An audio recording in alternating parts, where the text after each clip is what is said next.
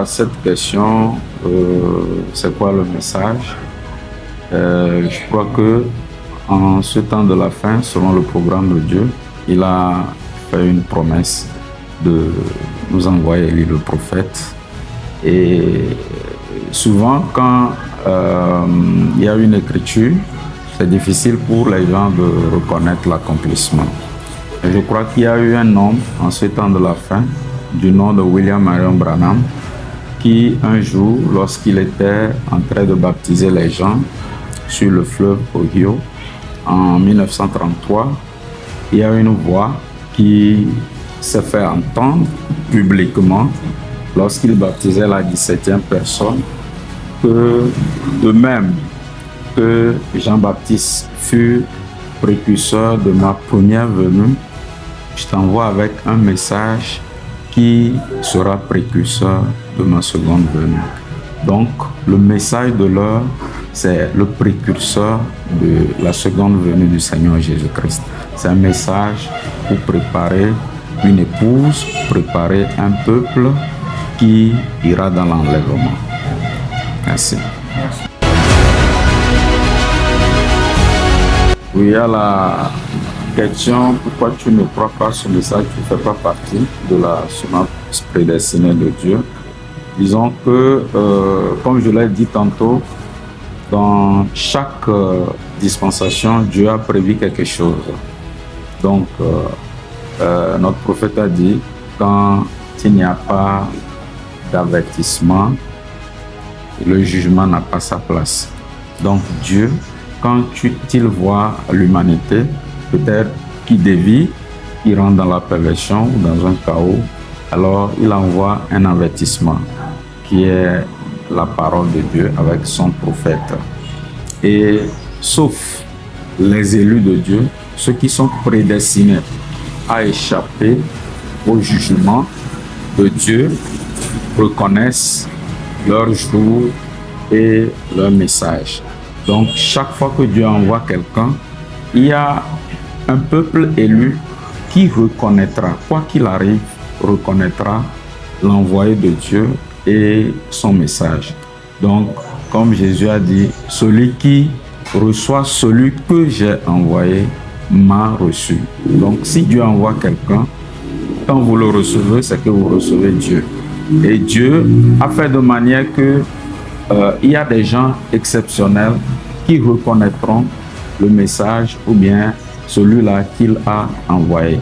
C'est ceux-là qui ont la capacité de reconnaître, d'identifier, de discerner ou de voir ce que Dieu est en train de faire, que nous appelons la semence élue, la semence prédestinée de Dieu.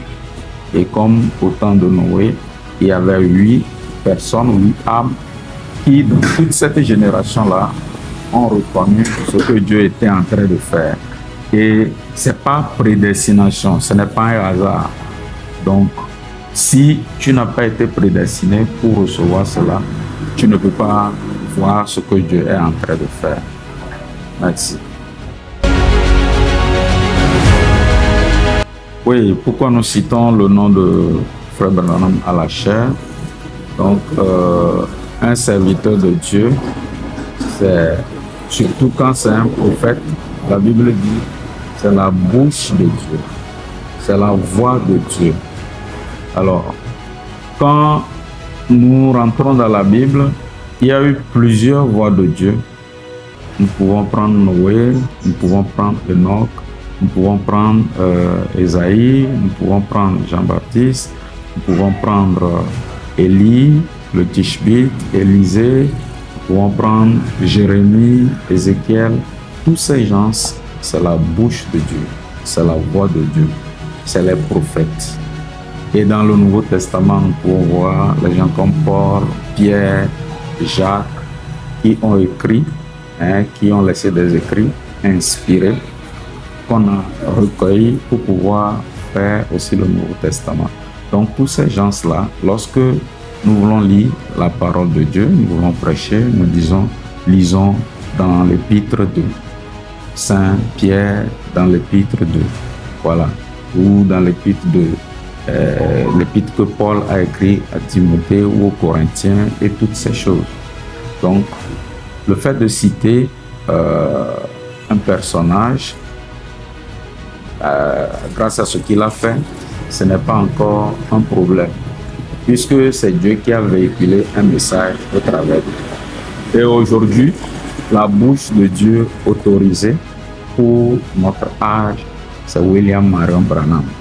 Et nous avons raison de le citer, parce que si on doit encore continuer par écrire la Bible, on mettra aussi les écrits de William Marion Branham. On dira l'épître de William Marion Branham à, voilà, etc. Donc, c'est biblique et c'est scripturaire de citer le nom de William Marion Branham lorsque nous prêchons.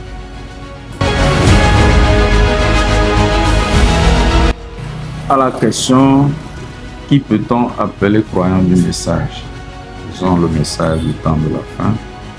Frère Branham dit que celui, ou bien l'évidence aujourd'hui, que nous avons reçu le Saint-Esprit, c'est d'être capable de recevoir la parole. Puisque la parole, c'est une semence.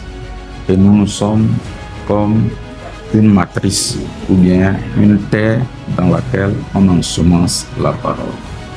Et quand une terre est en bon état, bien remplit les conditions qu'il faut, lorsqu'on la confie une semence qui a la vie, cette semence doit se reproduire. Donc aujourd'hui, celui qui a la capacité de recevoir ce message à 100%, qui a la capacité de reproduire ce message, c'est-à-dire reproduire la parole, être une épître vivante, c'est celui-là qu'on appelle croyant du message. Le croyant, c'est celui-là qui a la capacité de reproduire ce qui lui a été confié. Jésus a dit, si vous m'aimez, gardez mes commandements. Donc, ce qui peut attester qu'une personne croit quelque chose, c'est quand il garde cette chose-là. Il respecte cette chose-là. Il obéit au principe de la chose. Merci.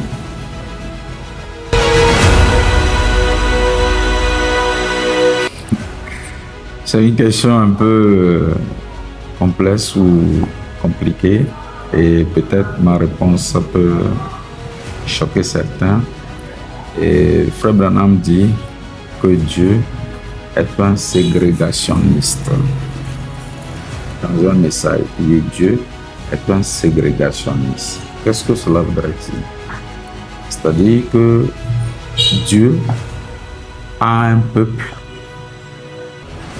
a une race élue, un sacerdoce royal. Et c'est ce peuple-là qui tient à Dieu. Tout le reste ne l'intéresse pas.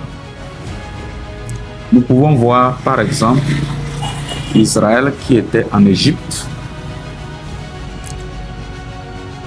Israël est le peuple de Dieu. Tout ce qui est des Égyptiens, ça n'intéresse pas Dieu. Les yeux de Dieu sont que sur Israël. Et vous allez voir que Dieu, lorsqu'il est venu pour faire sortir Israël de l'Égypte, il a frappé l'Égypte des fléaux, de grands fléaux, pour les obliger à laisser Israël partir. Pourquoi? C'est parce que Israël, c'est son peuple. Tout le reste, ça ne l'intéresse pas. C'est son peuple qui l'intéresse. Vous allez voir, il a détruit toute une armée égyptienne à cause d'Israël. Vous allez voir qu'il a frappé des nations à cause d'Israël. Vous allez voir qu'à Canaan, il y avait des nations qui existaient avant. Il y avait des peuples. Mais Dieu les a chassés pour installer Israël. Est-ce que les autres ne sont pas des êtres humains? C'est des êtres humains. Mais pour ce qui compte pour Dieu, c'est Israël. C'est son élu. À cause d'un seul élu, Dieu peut frapper toute une nation. Donc, Dieu tient beaucoup à ses enfants, à ses élus. Et pour cela, nous pouvons dire que Dieu est un ségrégationniste. C'est-à-dire qu'il tient à ses élus. Tout le reste ne l'intéresse pas. C'est pourquoi, bientôt, quand l'épouse sera enlevée, vous allez voir que la terre sera frappée durement. La terre sera frappée durement. Lorsque Abraham avait intercédé pour Lot, Dieu était parti, il a fait sortir Lot et il a frappé tout Sodome et Gomorrhe par le feu. C'est la manière de Dieu. Pourquoi Dieu ne sauve pas tout Sodome et Gomorrhe, mais il sauve que 3 personnes? Vous voyez un peu. Donc, lorsque Dieu voudrait traiter même avec Abraham, il a dit sépare-toi d'eux.